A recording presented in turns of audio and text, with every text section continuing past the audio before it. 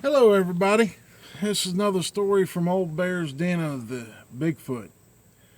Tonight, or today, we got another story of a Bigfoot that, well, I do believe this Bigfoot may have had Down syndrome.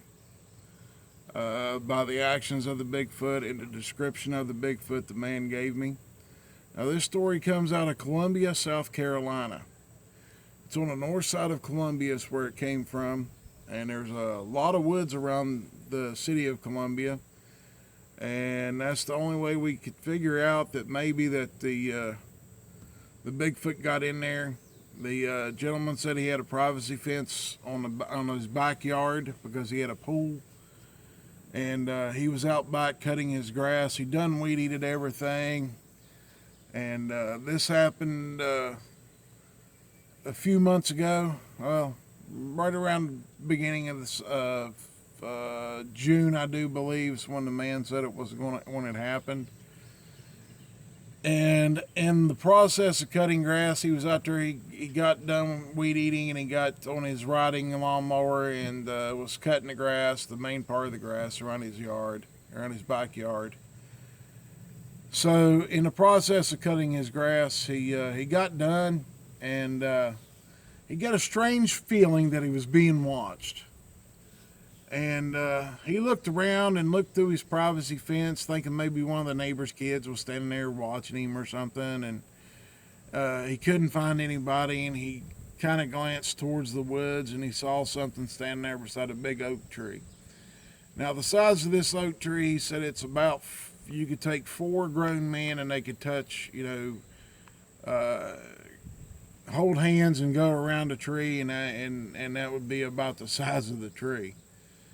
Uh, he said it was probably 50, 60 foot tall, white oak tree, and said every year it produced nuts because he fertilized his yard, so the tree was in good health.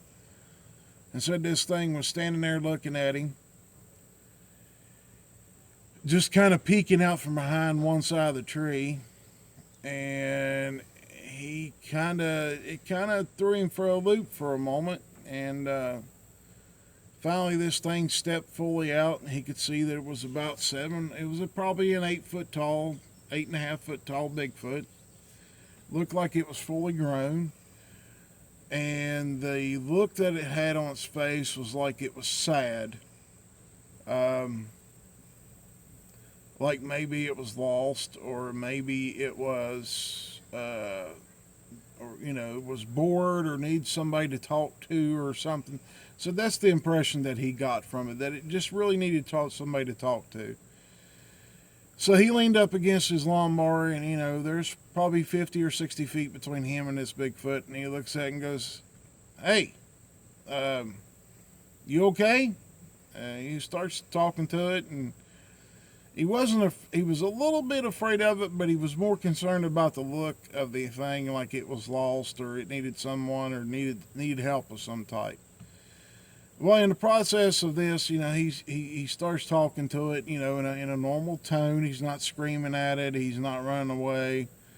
Well, this thing starts making clicks and pops and uh, samurai chatters, what everybody describes it as. But it said this thing was clicking its tongue and popping its tongue and making noise and making sounds. And then it kind of got comfortable, and it started making a few different hand gestures, like it was telling him what it'd done all day, eating and gathering food for itself and everything of that nature. And so this went on probably 5 minutes of this thing talking without, hardly ever taking a breath, he said it seemed like.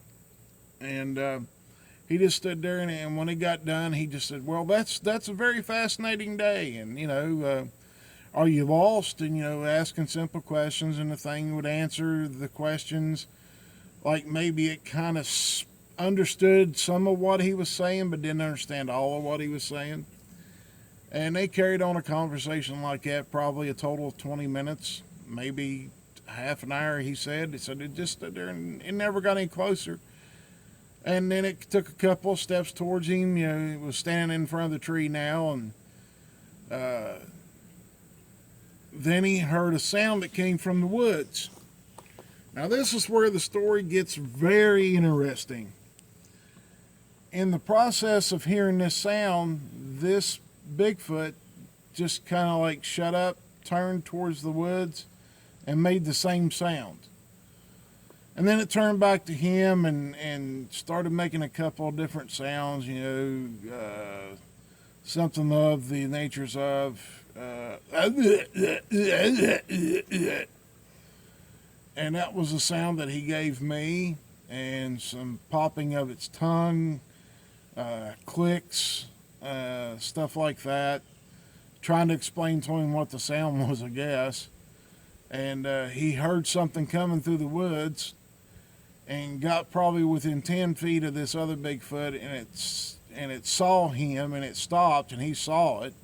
He said this was most definitely a female. He could see the breasts on the Bigfoot, and she kind of looked at him and gave him a kind of concerned mother look. He said, like she didn't want her child around the human, and she made a few sounds, and the other Bigfoot, the one that had the look of the Down syndrome, the kind of sad face on it, turned towards, I guess, its mother. And at that point, it made a few noises, and he said he spoke up towards her and said, "Hey, we're having a conversation, Mom. It's okay. I ain't gonna harm him. I'm just letting him tell me about his day and everything." And he said she took a couple of steps towards him, and the fear that was in the back of his mind had started coming to the front because of her presence. He doesn't think that just because of her the fear was there. He thinks maybe the big alpha male was around or something of that nature, because the noise coming through the woods sounded more like it was two instead of just one. So he figures maybe the alpha male was in the area, still hidden, but could see everything going on.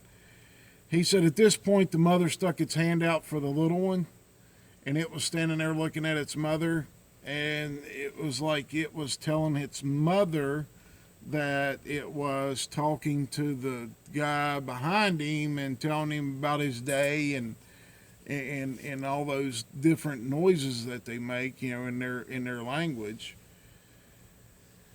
And he said he just kind of stood there, and then he, after that fear got to the front of his mind, he kind of put the lawn tractor between him and the Bigfoot, and still being calm and showing that he wasn't armed or anything, or wasn't trying to harm the guy, the younger Bigfoot.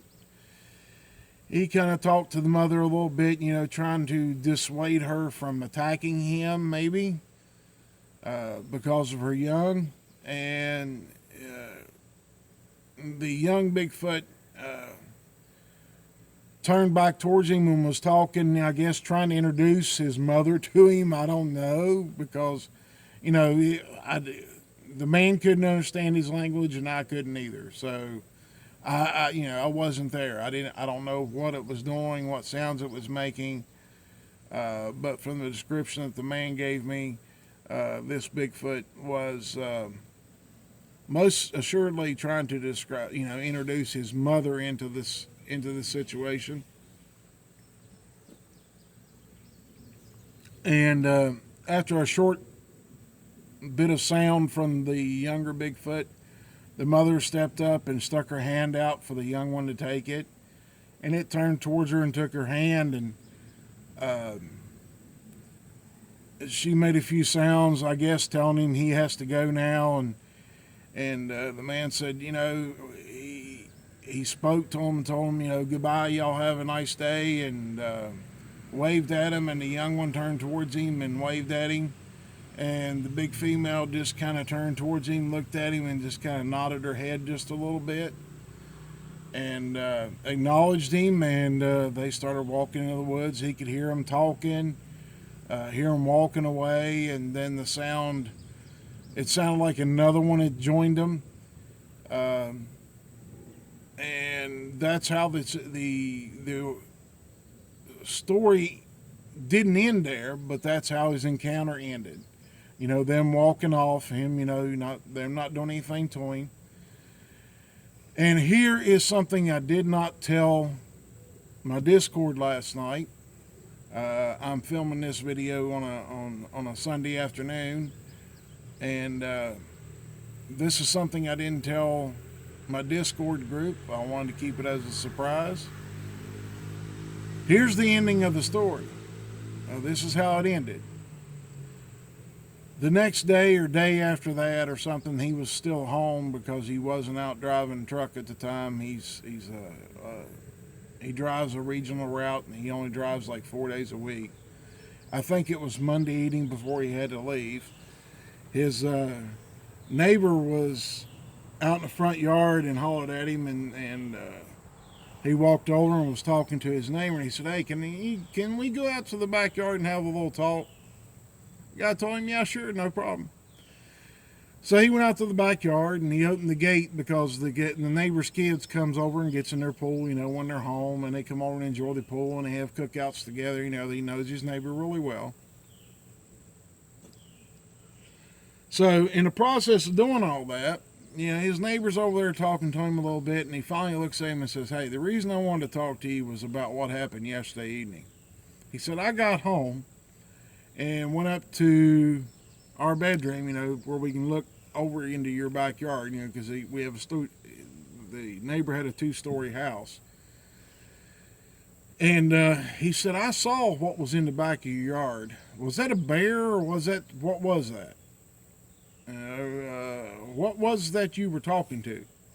And the guy kind of laughed and said, well, I was talking to a young Bigfoot.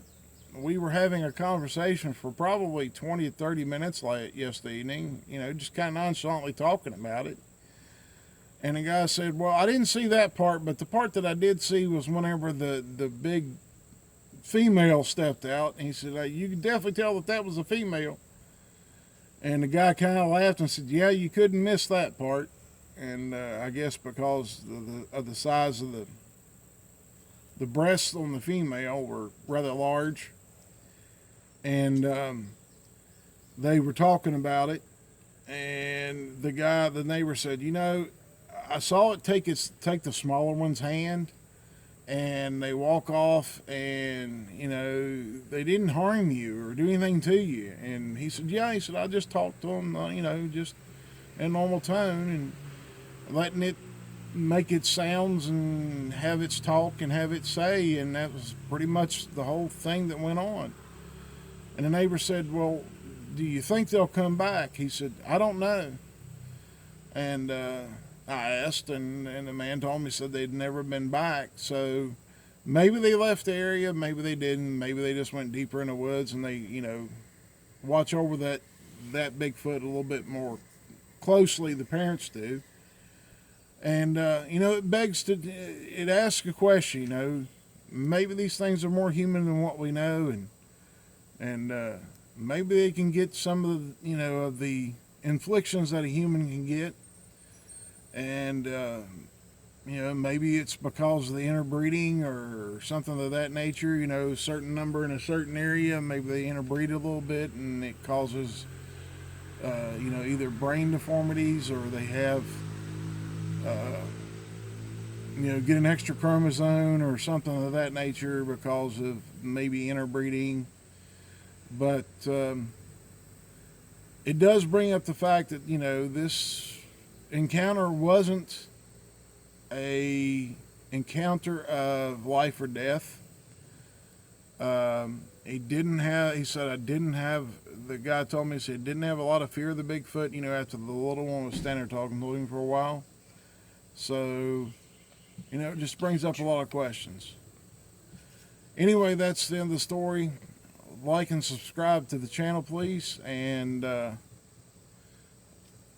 come to Discord on Saturday nights and get to hear the stories before we bring them to you here on YouTube. And we thank you for coming, and y'all have a blessed night.